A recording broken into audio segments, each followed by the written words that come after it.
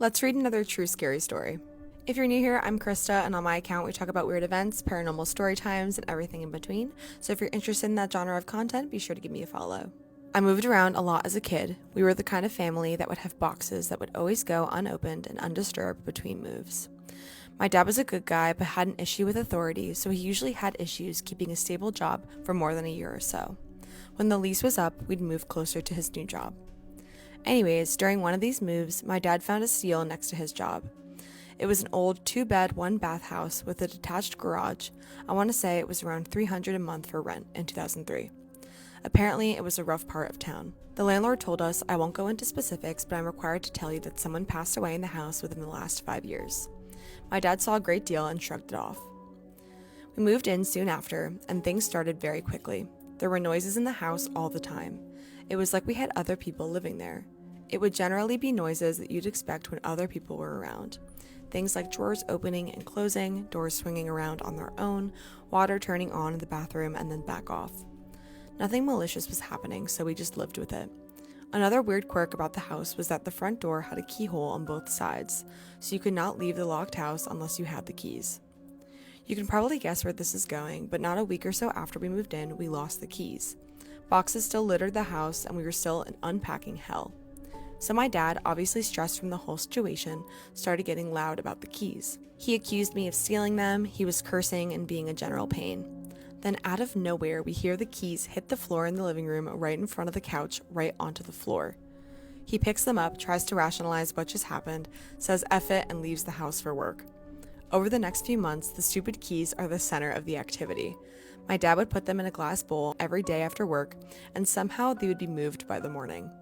My favorite spot by far was when we found them in a sealed box of pots and pans that we needed to unpack. It had those little handle holes on the side of the box, and it's like someone just shoved them into the hole out of spite. We all got a good laugh out of that one.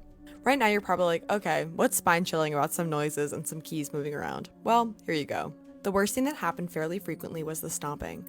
Most nights around 2 to 3 a.m., there would be very heavy footsteps pacing in the hallway outside of our bedrooms. I confirmed with my dad when I was older that yes, it kind of freaked him out too.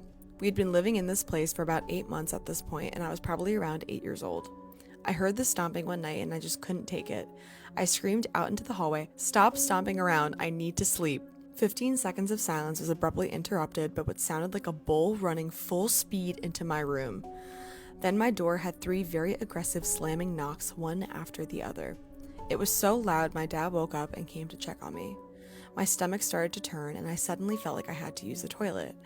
I was frozen in bed when I heard my dad call out to me, "You okay, buddy?" from his bedroom. I mustered up the courage to head out to the hallway. As I got up, I could tell something wasn't right. I was shaking like a leaf and my bowels were trying to evacuate while I was walking. I ran as fast as I could to the toilet, but it did not help.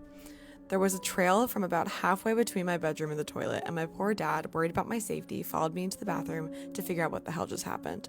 I explained everything, crying on the toilet, making a mess of myself in the house. I was embarrassed and terrified.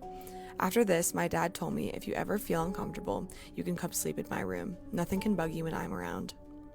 The final straw came a week later. My dad had been dating a girl for over a year, and she'd been staying with us more. One of the nights she stayed over, they had a really minor fight right before bed. I think it was about cleaning/chores. Anyway, they both went to bed grumpy about it. Right around that magic 2 to 3 a.m. mark, his girlfriend got yanked out of bed by one of her ankles and got dragged out of the bedroom and down the hallway. By her account, she woke up after she was on the floor and felt someone pulling on her leg, and it took her a while to realize exactly what was happening. She shrieked, and whatever it was let go. She ran back into the bedroom and turned the lights on and explained the whole thing to my dad. He sent me off to an aunt's house and stayed in the house alone for a few months while looking for another place to go. Figured it would be safer without me there. During the packing and moving out of the house, my dad had some friends swing by and keep him company while he packed.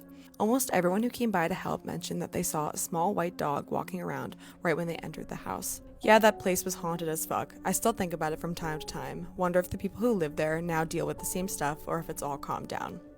And they have a bonus extra story.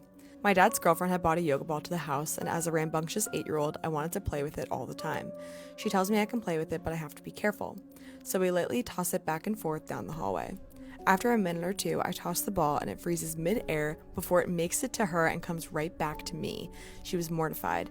I was too young to realize what happened, and she didn't want to freak out her boyfriend's 8-year-old son, so she quickly just said she didn't want to play with it anymore, and we went and did something else.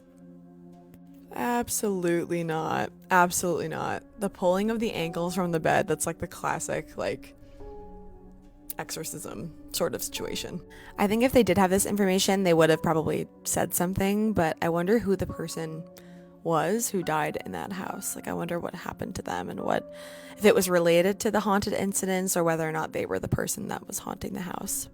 As always, if you have a story you'd like me to read, be sure to message me or comment it down below, and I will see you in the next one.